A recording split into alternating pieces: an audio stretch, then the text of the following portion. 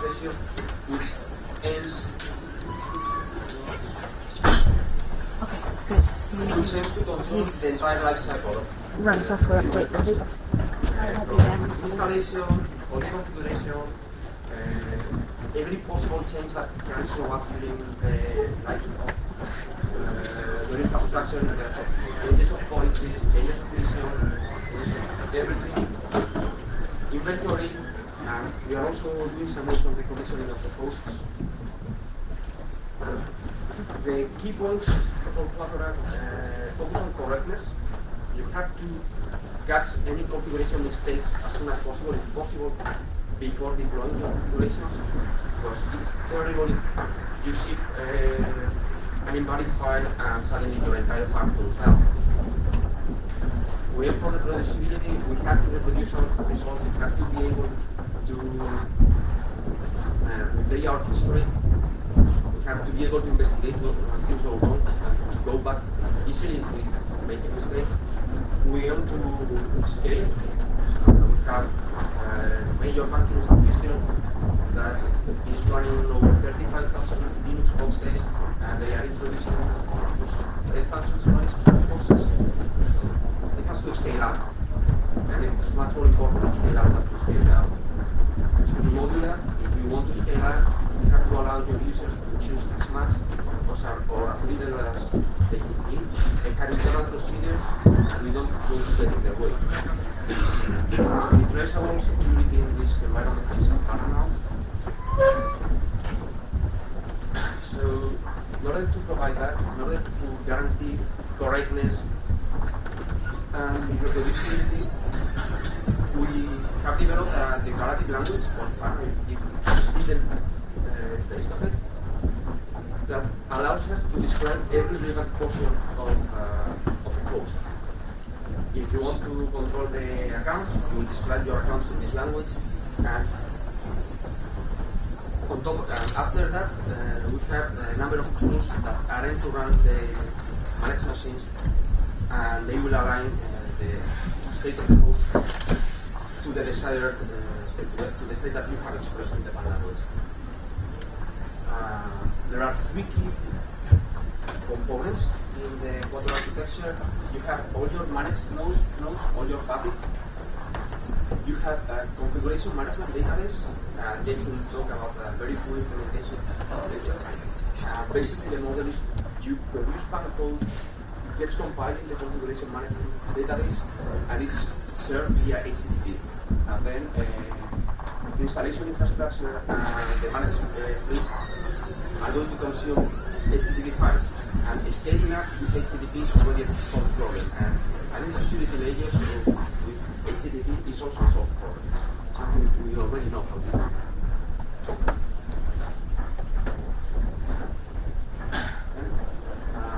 The PAL language, she said, it's declarative. You don't want to send commands to 10,000 hosts. You don't want to send them install something. Because if one host is down, it will become inconsistent. You want to declare the state. You want to say, this is your list of packages. And then they will consume that state, and they will have to do something with it. So we have a language that gives us that declaration. It allows the system administrators to declare their own data types, their own consistency constraints, including cross references between portions of the configuration or between clients and servers, guaranteeing consistency among clients and servers. A very simple example would be to restrict event stream to have a well-known set of files.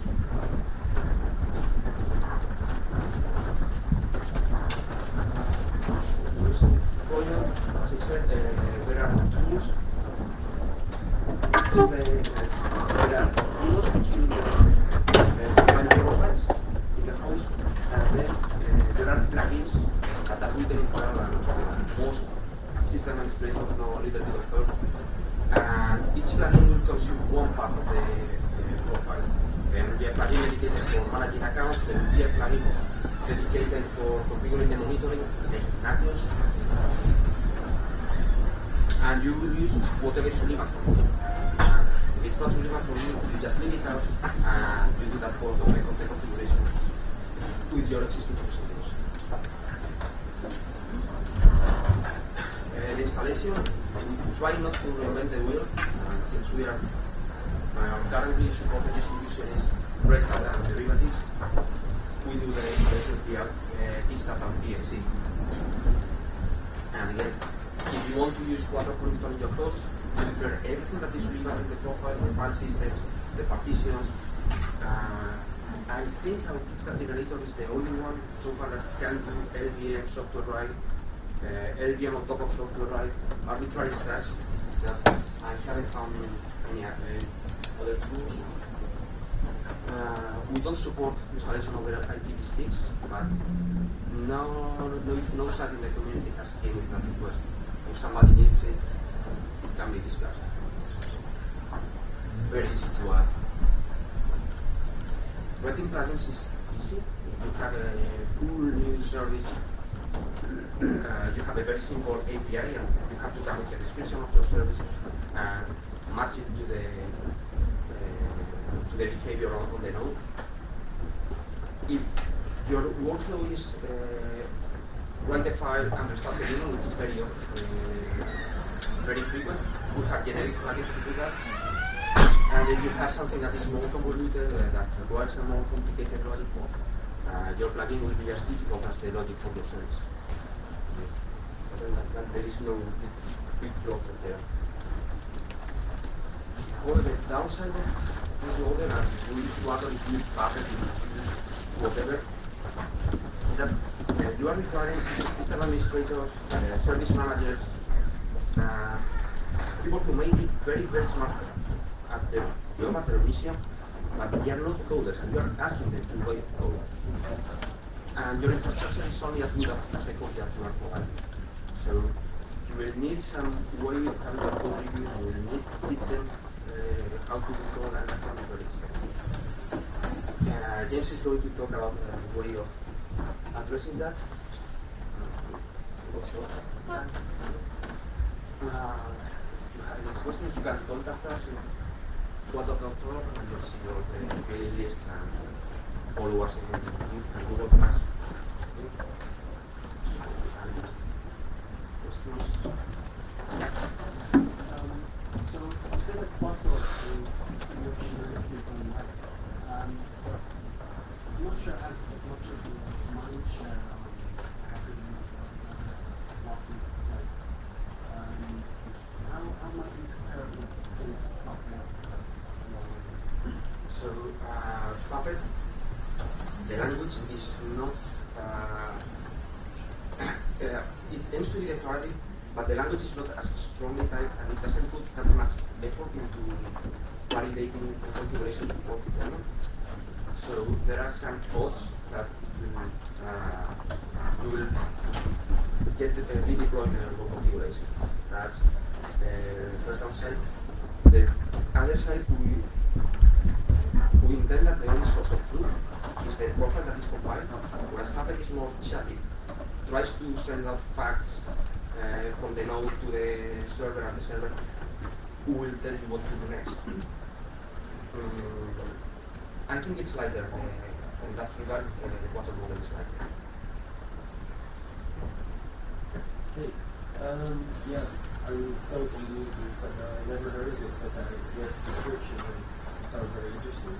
So could you give me a very simple overview of how what Quattor exactly does for services, for example? Because in your example of the PXE deployment, you say like you write for Kickstarter files and like Red Hat-like distributions. So it can be cross-platform. Can you define any service? Can you define Windows services? You can use it for inventory, and our biggest user is using for inventory. We currently don't try to manage Windows services. We don't try to manage the linear hosts. It started in the LHC config grid. So, and the requirement there was to support the Red Hat derivatives. And that's where we focus, and we became very specialized in that. It's very easy to go apart. You need one plugin for your configuration manager, and maybe one plugin for your network configuration.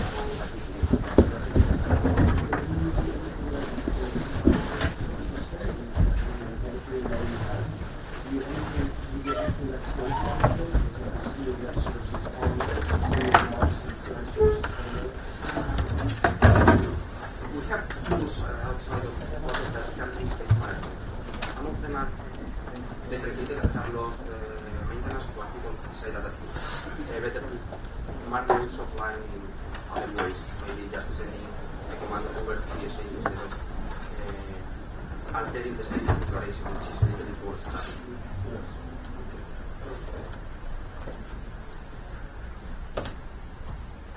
More questions? Yes. I'm just curious, how do you populate the configuration management database? How do you interact? That's the job. He will show you. Take a look. Alright. Do you have a specification document for your configuration language? Yes, it's on the source code. Okay. That should be downloaded. We have a full book with exercises. It's simple and the book goes in very detail. It's similar to C.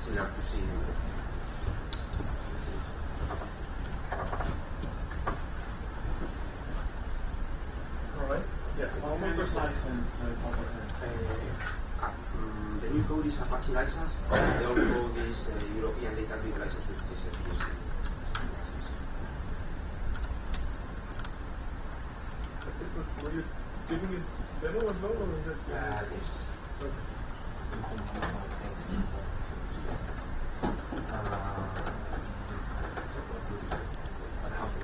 You still have time.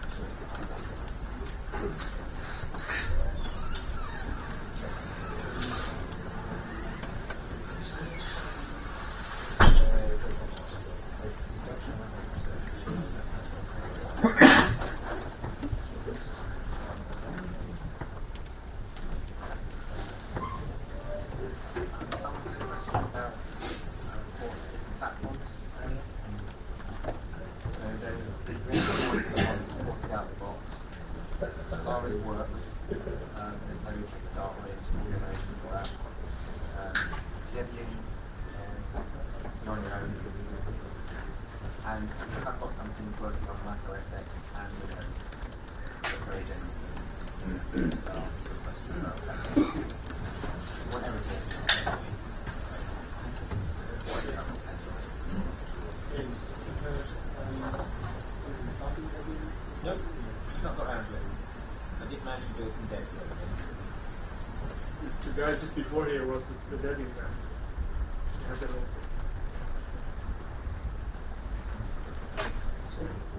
So is Quattor running more sort of big grids which are relatively homogeneous, and you can just say, like, we're installing Red Hat Linux everywhere, rather than we've got 10,000 machines and 3,000 for one variety of Linux and a couple of Macs and some Windows, and they're already different applications. Is that different use case? The main purpose is to make your fabric as homogeneous as possible. Sometimes it shows that it's not possible to be fully homogeneous because of different needs and different support requirements. But tools that require Debian or Windows, they usually come with their own management systems. With Windows, you really have to be interactive and you have to do things in a way that is sort of approved by Microsoft. So we didn't have. It has been done. Yeah, it has been done, but it's mostly for databases. Yeah. Well, historically, yes, that's Quattor was designed to shape non-data modules group divisions. It's not actually doing other things. I'll give some examples.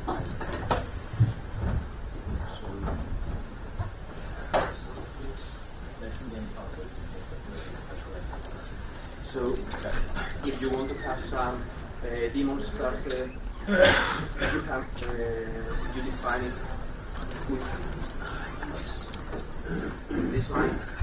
Here you can have the concept switches.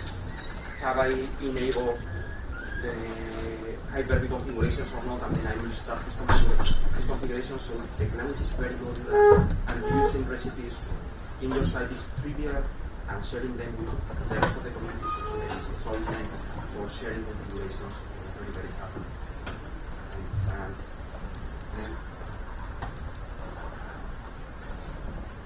if compiling something else will show it to you. It's an IP compile, not as a sandbox. There should be one.